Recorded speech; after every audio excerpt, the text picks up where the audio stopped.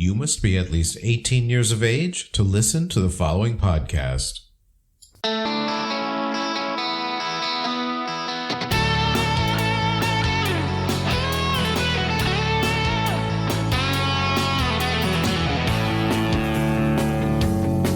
I am Robert Black, and you are listening to Sexual Heroes. Andrew Gurza is an award-winning disability awareness consultant and the Chief Disability Officer and co-founder of Handi, a sex toy company that puts pleasure within reach for disabled people. Andrew uses they/he pronouns and identifies proudly as disabled. Their work has been featured on BBC, CBC, Daily Xtra, Gay Times UK, Huffington Post, The Advocate, Everyday Feminism, Mashable, Out.com, and several anthologies. He was the subject of an award-winning National Film Board of Canada documentary, Picture This. Andrew has been a guest on a number of podcasts, including Dan Savage's Savage Love and Cameron Esposito's Queery. He has spoken all over the world on the topic of sex, disability, and what it means to be a queer cripple. He is also the host of Disability After Dark, the podcast shining a bright light on disability stories, which won a Canadian Podcast Award in 2021, a Queerty Award, and was chosen as an honoree at the 2020 Webby Awards. Andrew is the creator of the viral hashtag, Disabled People Are Hot. Hey, Andrew, thanks for being on Sexual Heroes today. Hey, Robert, how you doing? Okay. Well, unlike other guests, we've been chatting for a while. For like 6 months now? 6 months, probably, yeah. Just about, I think, yeah. And the first time I laid eyes on you that caused me to get in touch with you was when I saw this photo you posted on Twitter and you were wearing leather in your wheelchair. Yeah. And it was, I kind of did like a double take and thought, who is this sexy, handsome man in a wheelchair wearing leather, on top of it all? And it was you. And as soon as I saw the picture, I thought, this guy's going to be on Sexual Heroes. And so nice. I reached out to you, and, the more I researched you, the more and more I was sure that, you were going to be a great guest. So first, let's talk about that picture. Which one is it? There's several of me in leather. Well, okay. Well, the thing is, I've seen guys at leather events in a wheelchair. Well, that's good because that never happens by itself. So good that you see that because that's very rare. That's a rarity. Okay. But your photo was like a professional photo, like a modeling shot. Yeah. I've had some shots done. Yeah. And you've been in porn. Yes, I have. Well, I want to start by talking about porn. Okay. I know you've been on Savage Love, but this is not Savage Love. So no, I'm looking at you right now with your shirt on. This is certainly not Savage Love in any way. Okay. One of the things that we talked about in these past months was what would it be like, or what would it look like if you and I did a porn scene together? Oh, wow. We're going to talk about that now. Okay. All right. I'm going to start. All right. So I imagined what a scene would look like with Andrew Gurza, but Robert Black style. Okay. So if I say anything during this podcast, I know that you're okay with people making fools of themselves and being inappropriate and saying the wrong thing. Yes, I'm totally okay with that. Okay.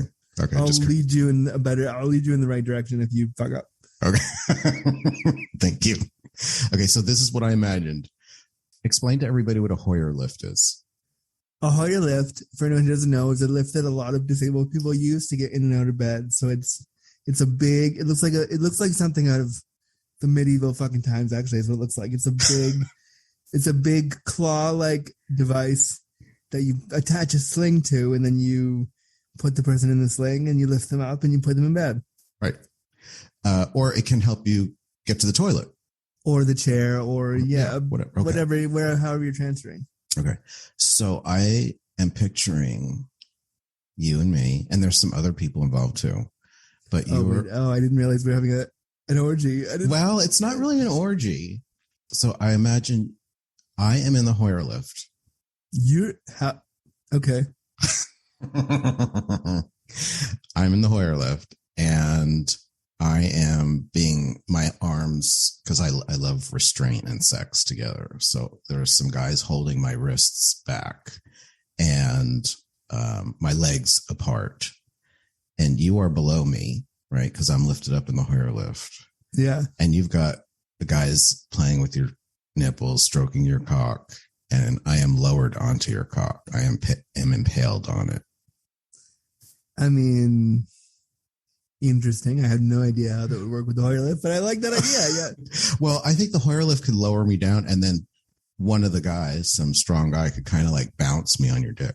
I mean, because the Hoyer lift doing the bouncing would be real slow and not fun, because the Hoyer lift is designed to be medically like slow. So I don't think, you'd have to have a guy bouncing you, but also like I would envision me in the Hoyer lift. I think you in the Hoyer lift would be not a problem, but it would be because you don't use it. So I would like, you know what I mean? Uh-huh. It would be harder if I was in the Hoyer lift because it's what I use every day. Okay. But I like the direction of that fantasy. Yes. The reason, the thought of me being in the Hoyer lift came to me because I was listening to one of your podcast episodes. And I think it was when you were talking about doing the porn shoot for Davey Wavy. Is that right? Yeah. Yeah. And I think you said on like downtime, some of the crew was getting into the Hoyer lift to check it out. I don't think it was for that one, but I did. Okay. It was I did a play in Toronto. A play about sex and disability. And one of the scenes I have to get in the Hoyer lift. And so I said to the team, like, get in the Hoyer lift so you can see what I'm talking about. And so they did. So like, you in the Hoyer lift doing that would be fun. But like, part of me is like, what? It's harder if I'm in it because I use it every day. Okay. But I get it. I understand. Okay. Well, we'll have to work on that. So did you have a scene in mind? I don't know. I just like sex. I didn't have a scene figured out because like the more and more, like I've only done 2 porns and they've been in my house with all my equipment and like showing the disability and showing the intimacy. So like I'm less about doing a scene and more about like, let's create intimacy together. Let's have a laugh. Let's make it fun and get off and do all the things that we do in porn or we do in sex, but let's show it authentically. I think porn, and I'm sure you can attest to this, like it's very sleek. It's very produced. It's very like there's cutaways. And with my body and disability, I can't do that. I can't emulate that. I can't cut away and then switch and go into this position. And I can't do any of that. So for me, porn is a lot less about the fantasy and more about what is the reality of fucking a hot disabled person. Here's what it is. How did that come about with Davey Wavy? Davey Wavy had contacted me about 2.5 years ago and said, I have someone that emailed me and said, because we'd been friends, we've sort of been chatting about stuff, somebody connected us. And so he said, I had somebody email me who's in a wheelchair and they want to do a porn and they want to get face fucked. And I don't know how to produce that. Can I sit with you on the phone for an hour? And can you walk me through how I make this porn happen for this wheelchair using guy? Can we talk about it? And I was like, sure. So I got on the phone with him and I was a little bit like, oh, I wanted to like do one. And we were talking about it. So I walked him through and I told him what to do for this scene he was producing with this other guy. And I was like, well, which porn star are you getting? And he told me, and I was like, okay, great. So like, tell them, you're going to want to shoot the scene based on whatever the wheelchair user can do and just make it really simple and don't overproduce it and just let it be. And so we did that and it was produced and the scene is up on his website and it's great. And I was happy to be a part of it. But then he reached out to me about a year and a bit later and said, we want to have you for our 2-year anniversary. We want amateur people to emulate porn you see on the site. So he said, I know you want to do some porn. Would you want to do this? And I was like, fucking sure. Yeah. Like, yes, I want to. Sure. But I didn't know who to go to to have a scene partner. So I contacted my sex worker, John Shield, and just said, like, you know, we work together. I trust you. Would you do this with me on camera? I think it's important and like groundbreaking. Would you do this? And he said, oh yeah, sure. As long as, you know, we can figure out how it works and how it's going to look. Sure, I'll do it. So we talked it over and we figured out, like, there was a scene on Davey Wavy's website called Brothers where they're like bros and they fuck around. And he's like, okay, this kind of scene looks like something you and I could do based on your disability and your body. And it's an easy sex scene. There's not a lot of like movement. We can do this. Mm-hmm. So we spent a couple of days chatting about it. I like made sure that everybody was happy and comfy. And then he and I watched the scene a bunch, figured out, like, he came over a couple hours before we shot and I was like, okay, I said to him, I want my wheelchair to be involved. I want all my things that I use every day when I get in and out of bed to be shown. I think this is important for porn, for people to see this is how it happens. And so we spend a lot of time figuring out where the wheelchair is going to be, how it's going to be blocked, how it's going to be staged. And it was really cool because we made an effort to show, like, this is disabled sex.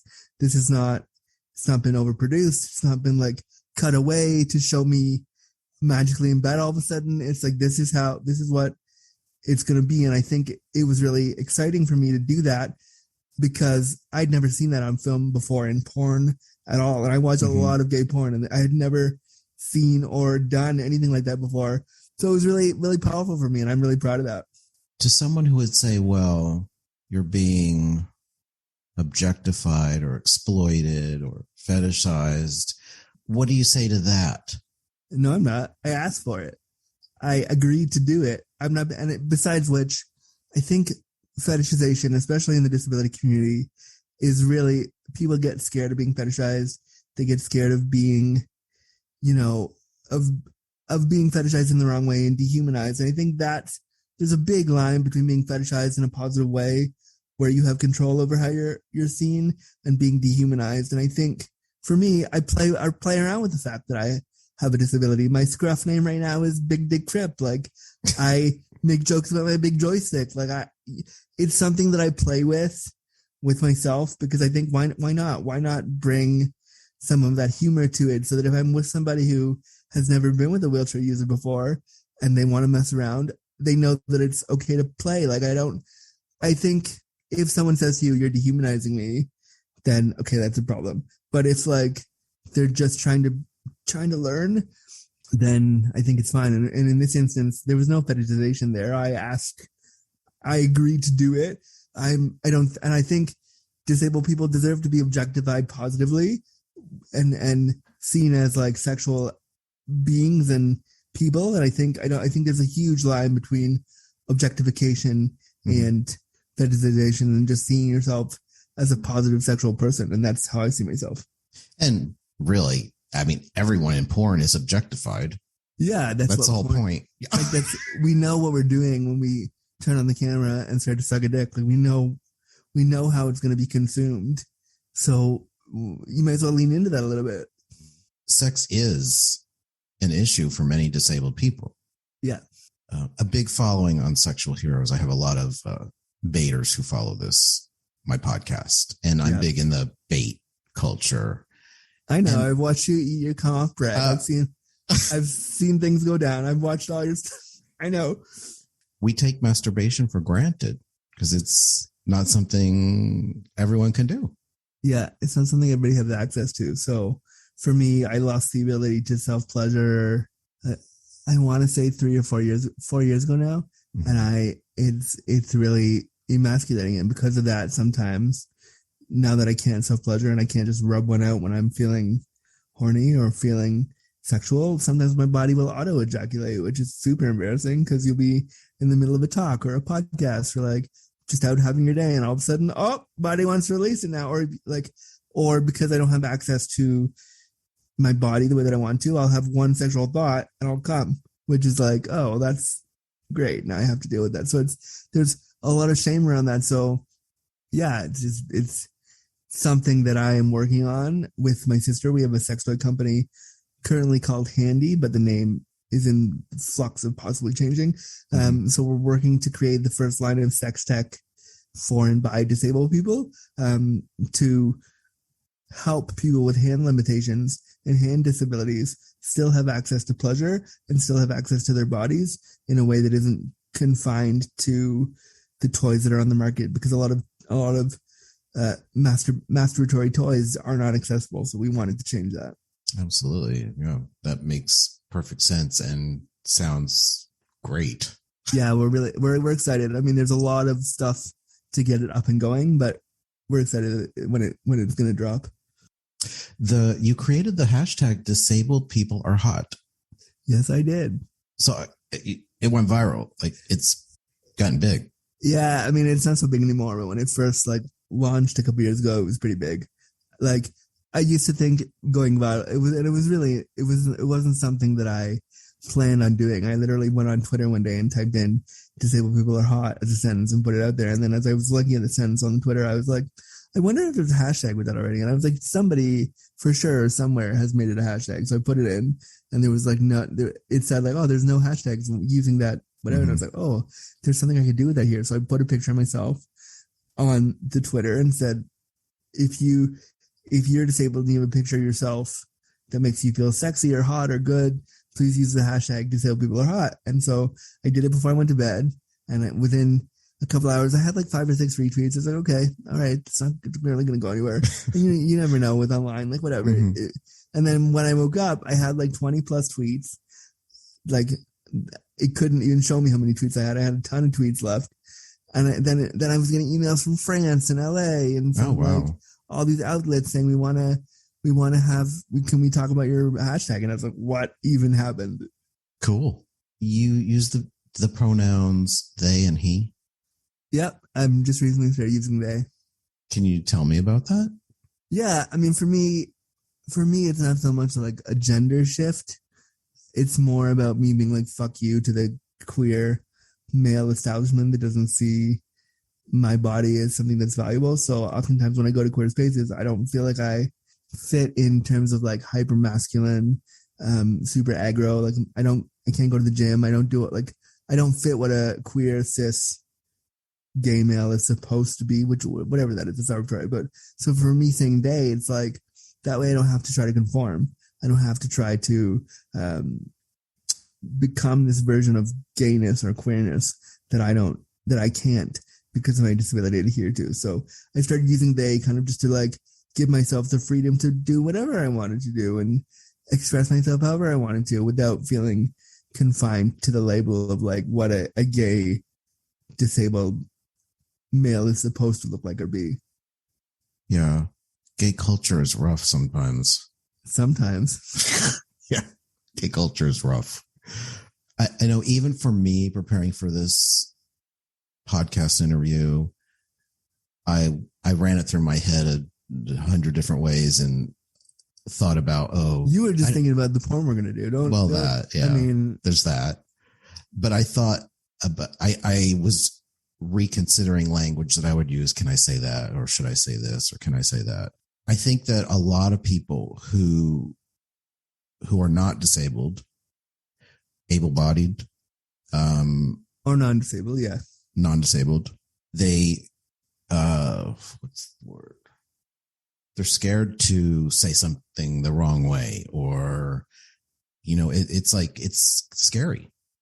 Yeah. To interact with someone and feel like you're going to do something wrong. And I can respect that. But I mean, just think about what you just said. You just said it's scary to interact with someone, which for me as a disabled person is oh, what are you afraid of? Mm-hmm. Why are you scared?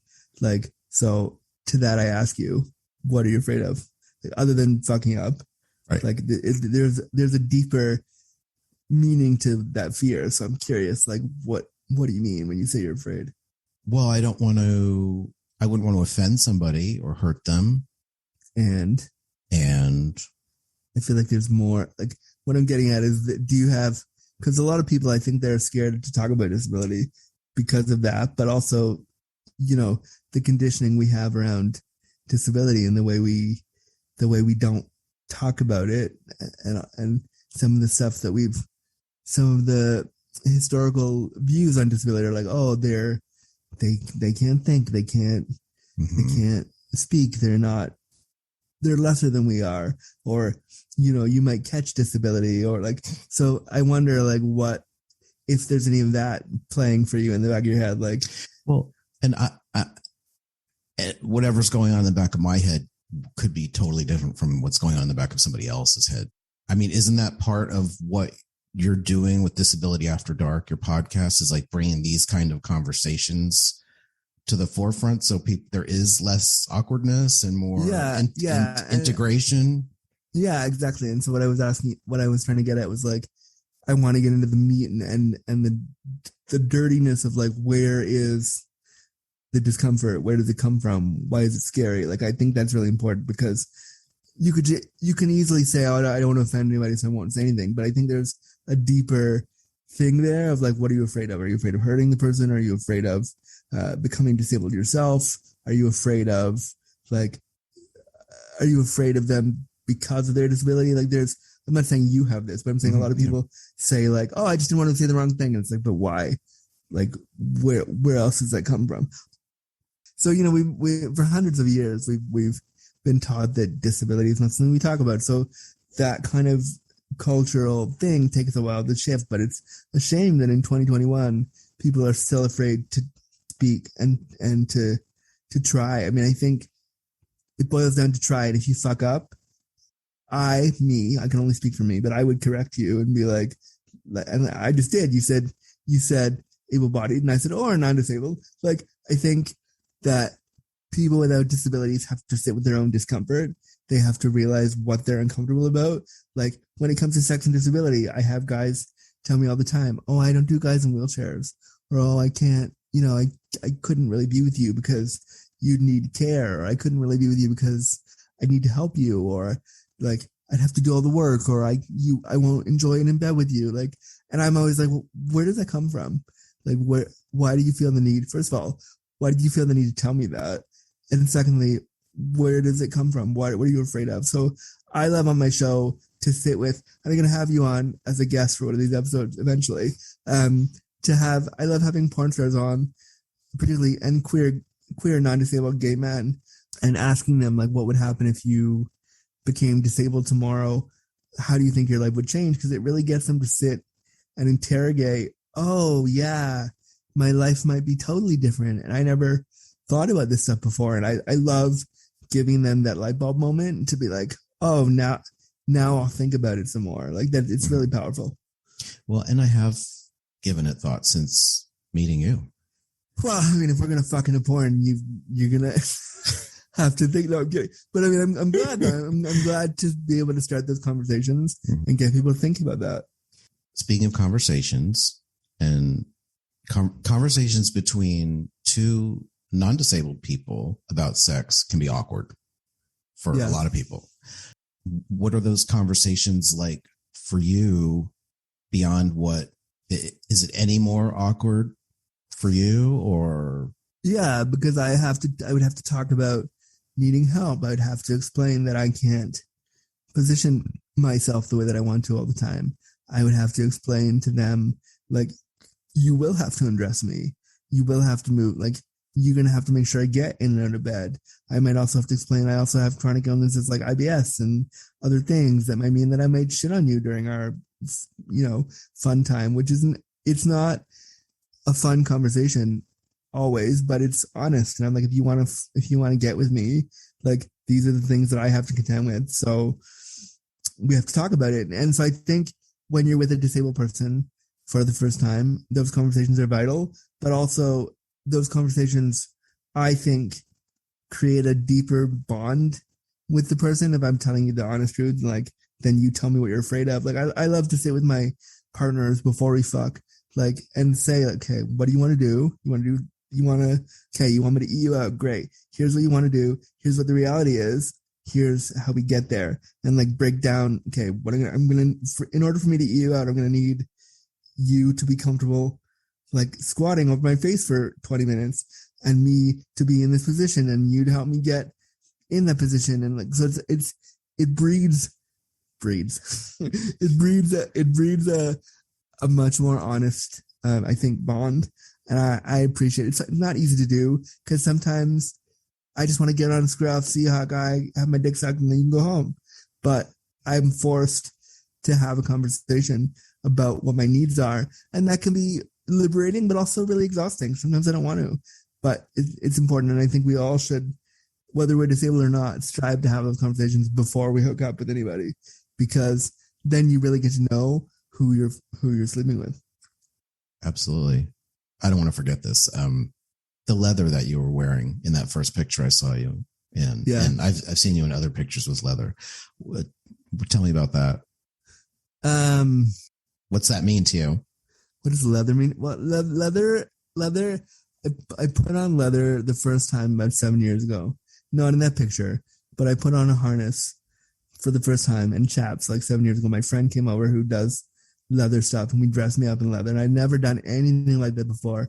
And I remember seeing myself doing that and I cried because I was like, oh, this is a way that I get to express my sexuality. I can't fuck you up against the wall. I can't be super like physical, but if I wear a harness, all of a sudden I can be a sexual being again. And so it was a really powerful moment for me.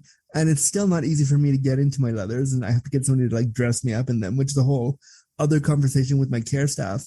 But doing that for that shoot I love that photo. And it's the one I'm thinking of, is the one you're thinking of. Like, it's one where I have my arm up and I'm smiling weird, right? Yeah, that one. But I love that shoot because that was not the first time that I'd done leather, but it was the first time that I had publicly been like, okay, I'm gonna put this out there as my brand photo for the sex stuff I do. So that was really cool. But it just means that I get to be sexual, and it means that I get like, yes, I'm down to fuck just like you are. It might just look different than what you're expecting, but here's my way of showing that. The other way that I show it is I have a bunch of tattoos. I have a tattoo of a leather guy on my chest in a wheelchair. I have the word Queer Cripple on my chest. I have a unicorn in a power wheelchair going up a rainbow ramp. He's like super jacked. So I have all these like things on my body, so that if I can't wear leather, I can still be like, look, I'm a total faggot slut like the rest of you. Mm-hmm. I just can't show it the same way. And so the tattoos, I think, are more powerful for me than the leather, because when you're fucking me or messing around, you have to look down and see Queer Cripple. You have to look down and see the leather guy in a power chair. You have to confront the fact that you're fucking a disabled person right now. And I kind of like that, to be like, look, these are the things you're going to have to get over if you're going to get naked with me. Wow. I do have a question. This is one of those examples of, can I ask it or should I not ask it? Yeah, ask it. Go on. Okay, I'm just going to ask it, and then you can tell me whatever. Okay. Yes, I'll sleep with you. The answer is yes. Okay, so I did think to myself, because you posted recently something about use disabled, not, I think it was handy capable. Yes, exactly. And then I thought, well, disabled, that kind of sounds like it would be negative, and as opposed to handy capable. And then I thought, well, what about something like alt-abled? So I'm just curious, is it okay? I want to ask you about that. Like, what about that word disabled, and why that's the best word? It's the best word because it's the one that the community has chosen for themselves. They reclaimed it, just like how I call myself a faggot. Mm-hmm. We have reclaimed, or just like how I have the word queer, like we've reclaimed it. But I think for each person, it's different. So I think just like how we're asking trans and non-binary people right now, hey, what are your pronouns? How would you like me to refer to you? We need to do the same when it comes to disabled people. Instead of choosing a word that we didn't choose, like alt-abled, which just feels really weird. And my advice would be to never use it. Ask the disabled person, be like, okay, how would you like me to refer to your disability? And if they said special needs, if they said disabled, you just, okay, great. And yeah, it takes work. And yeah, you're going to have to be mindful of what they're asking you, and you're going to stumble and you're going to fuck up and you're probably going to say something that isn't what they asked you to. But I think, and I can only speak for me as a disabled person, when you fuck up, I want to guide you back to, and if I'm asking you to use language like disabled or queer cripple or like whatever language I've asked you to use for me, it means that I give a fuck about you, and it means that I care about you and I want you to be a part of my life.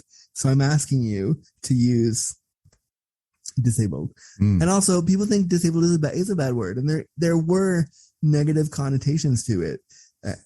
There will always be, but we've reclaimed it. So I think that if someone says, say disabled, please refer to me as disabled, you just say, all right, no problem. But if somebody beside them said, refer to me as, as special needs or differently abled, which I've heard around, you also would do that. It's a very personal choice. I think if you're talking to a large group of disabled people, you would say persons with disabilities or disabled people. And if somebody says, I would prefer if you call me this, then you do it on an individual basis.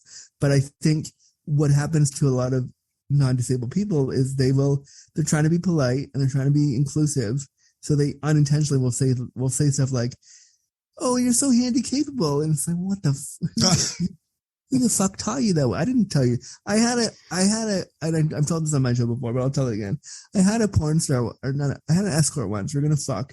And he was very persistent on fucking me. And I was like, okay, fine. So he comes over and he saunters to my house. I've not met this person ever. He's a stranger, basically. And he flops on my couch and he goes, oh, I saw your profile and I thought you were so handy capable. And I was like, all right, well, I've already paid you the money and you're here and I'm horny. So I'll just let that go and I won't bring it up, but ew. And so I didn't say anything. And I just comes like, oh, okay. And then so we started doing the things. We started like fooling around and fucking around. And as we're fucking around, he whispers in my ear like, hey. I was like, yeah, what's going on? Are you okay? What's wrong? He goes, just want to tell you, you have such a good heart. And I was like, pardon me? My dick is hard. I'm trying to fuck you. I don't even remember your name at this point. I just would like to fuck around. What? And he goes, well, because you're in a wheelchair and you're just such a good person. And I was like, okay. And so we finished. I came because I was like, I'm already there. I'm going to just finish, but I'm never going to book you again because it was so awkward. And so like, it really turned me off the whole event because I was like, you didn't, like, if you had just talked to me before saying handy capable, we would have never had to get there. And then if you didn't whisper weird things like, you're such a good person, it's like, you don't even know me. I hired you for like an out call session for an hour. We're not best friends. I could be a horrible person. You don't know. Just because I'm disabled, I'm somehow angelic. And so it makes me upset when people use language for us without consulting us first. And I think that's why a lot of disabled people have issues with words like handy capable or special needs, because you didn't ask us what we wanted first. Yeah. Well, as soon as you said reclaim, I got it. Yeah. But the other thing that came up for me was when you said like queer and faggot, reclaiming those words, because to me, you said everybody's different. To me, those words will forever be negative and bring up some horrible feelings and memories. Yeah, exactly. So for you, Robert, I wouldn't use that language because you just told me that it's not language that you use. So I would respect that. And we need to do the same for the disability community. For some people that language hurts, and it's fine. But I think we need to start having conversations with individuals about what their individual needs are. Mm-hmm. Those are called the access needs. And we need to ask them like what feels good to you, what doesn't feel good to you, and why. And we're not doing that enough. And in the blanket community, in the non-disabled community, stuff like special needs, or like I have the word cripple on my chest. Some people in the disability community don't like that. They think it's just, I call myself cripple I'm going to do a presentation in like an hour after we record this, and I'm going to call myself a cripple during the whole thing. And I know some people with disabilities are going to be like, oh, I don't like that. That's not for me. But I always say I'm not speaking for every single disabled person when I say something. I'm sharing, like, you've seen my Twitter. My Twitter says very explicitly, I'm sharing my experiences of disability with you. I'm not speaking for anybody else. And that's kind of how I do my activism too. I'm not talking for everyone. or at least I'm not trying to. And if I do, believe me, if I do, I get called out real fast. Mm-hmm. But, I try to just share my experiences and hope that it resonates. And when I say cripple and stuff like that, people pay attention. So then I can talk about stuff like ableism and I can talk about other stuff because they go, oh, he just said cripple. I better listen to what his next words are. And then I can say like, okay, let's talk about ableism. Let's talk about this. I want to talk about BDSM. Amazing. I want to know if you're wearing pants underneath. Are you wearing pants? I'm wearing pants. That's not the answer I wanted. All right, I'm not wearing pants. Okay, good. Now I know you're lying, but also good. Since meeting you, I've thought about BDSM and how carefully that has to be navigated between two non-disabled people, and what that would look like for somebody who is disabled. And then I was getting these images, and I was kind of like, wow, that feels creepy to me. You can just say you're getting turned on by thinking about fucking me. I know, it's fine. It's okay. Don't worry. What I was thinking was, okay, so I'm mostly submissive when it comes to SM, and I just gonna make some notes. Yeah. Let me just put that So on. I like being restrained. I like getting flogged. Restrained and penetrated. And I thought, well, if I was to say intimate, into it, yes. Oh, into it, yeah. If I were disabled, would somebody even be comfortable restraining me and asserting their power over me when I was already in a vulnerable, in reality being in a vulnerable position? Well, this is why we have to have conversations like we do in BDSM with pre-care and aftercare. Talk to the person. Maybe the person with disabilities likes to be restrained because they like the pressure, but you won't know that unless you ask them. Like, you can't just assume because they're like, I had somebody once we were fucking and he goes, oh, I like this because you can't run away. And I was like, ew, no, we're done now. The scene is over. Like, no.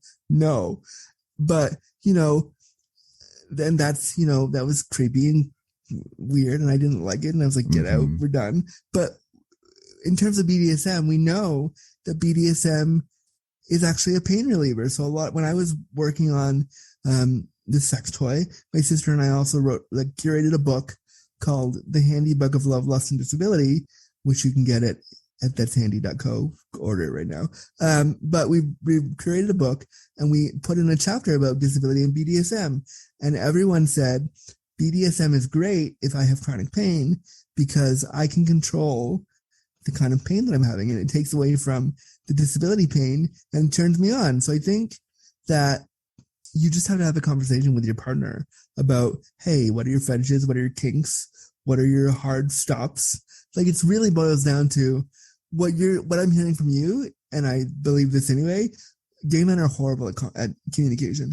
We're the worst. It's absolutely one of the things that we do not know how to do.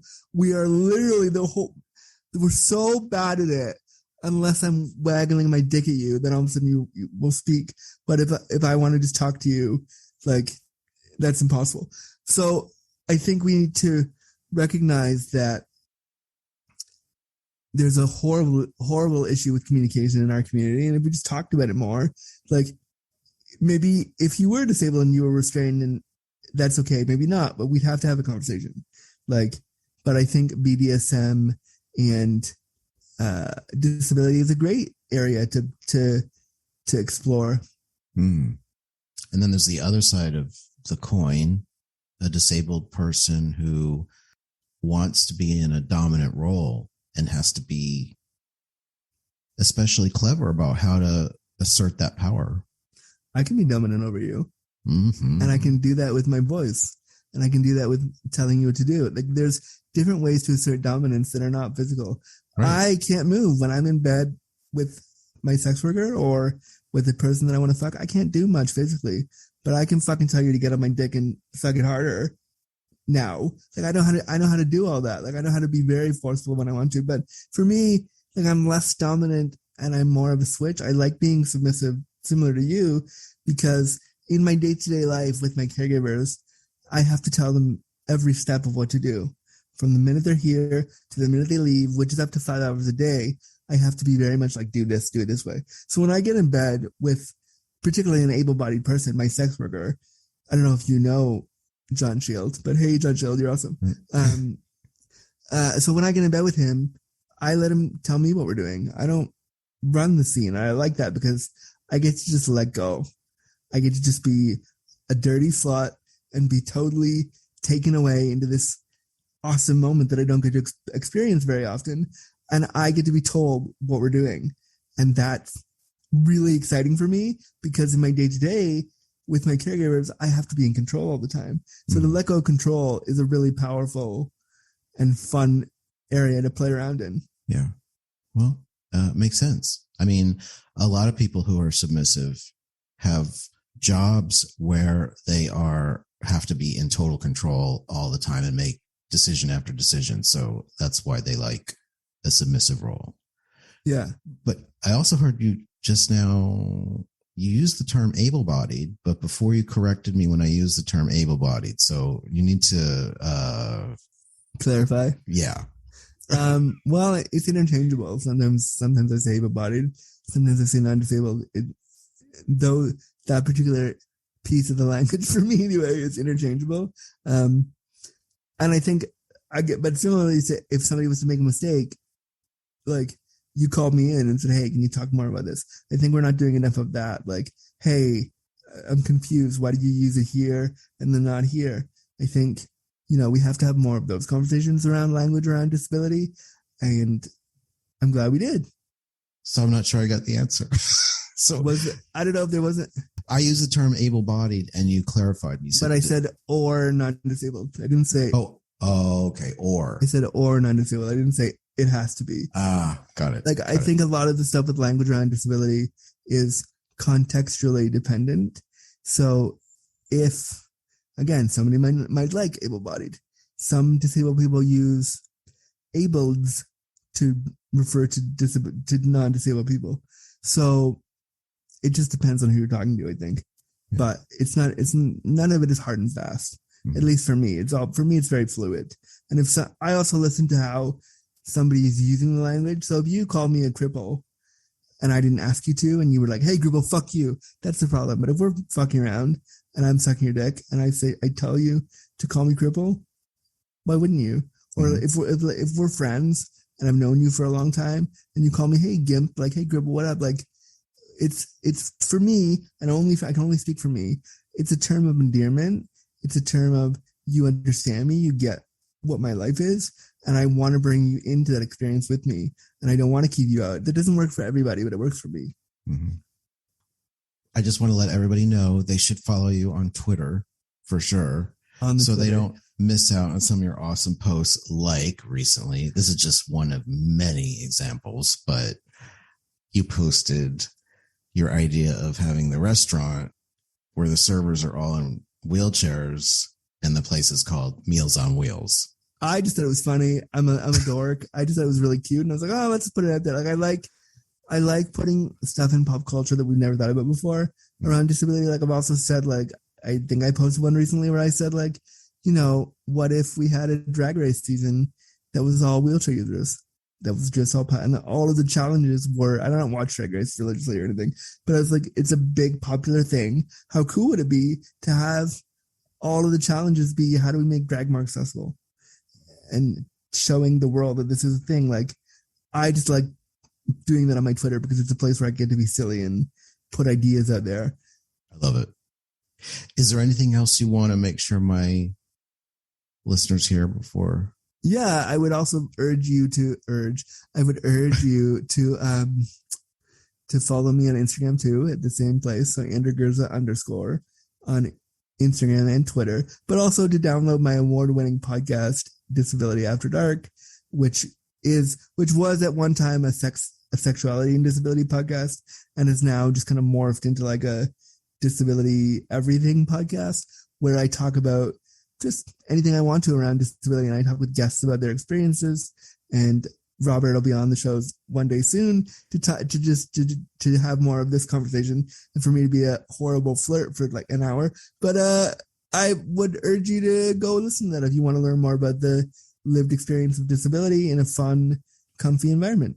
And congratulations on the award you won recently. That's just great. Thank you. Oh, it was so, I mean, I sort of knew I was going to win. Like, I didn't know, but they had told me months before, like, can you make us a video of you giving an acceptance speech? And I was like, so you're basically telling me that I won without telling me that I won? Awesome. Cool. So like, I knew it was coming, but I never expected it because I make similar to you. Like, I can see your setup. We make the show out of our bedroom. Like, we don't, I have no production team. There's no team behind me doing anything. It's me being like, oh, fuck, I want to make a show. How do I do this? So I'm really proud that a little show that I make out of my bedroom that I never thought would go anywhere or anybody would listen to or care about has amassed like over 400,000 downloads and is, you know, got an award, which is really cool and is really humbling. But it's important also because disability media is not given a representation. So to know that something about disability won a Canadian Podcast Award is really cool. We need to have more conversations. I just need to watch you come on bread again. And then, I mean, It was a good. Twinkie. Was it? It looked like bread. Oh, it was a Twinkie. And just so you know, it made me come. So feel proud about that, I guess. No, but I really enjoyed sitting down with you. We've been planning this for a few months now. So it was such a pleasure. Absolutely. And I look forward to talking to you again. For sure. Thank you so much for having me. For information with links about a guest on Sexual Heroes, visit the show notes. And please be sure to follow me on Twitter @RobertBlackXXX. Thanks for listening.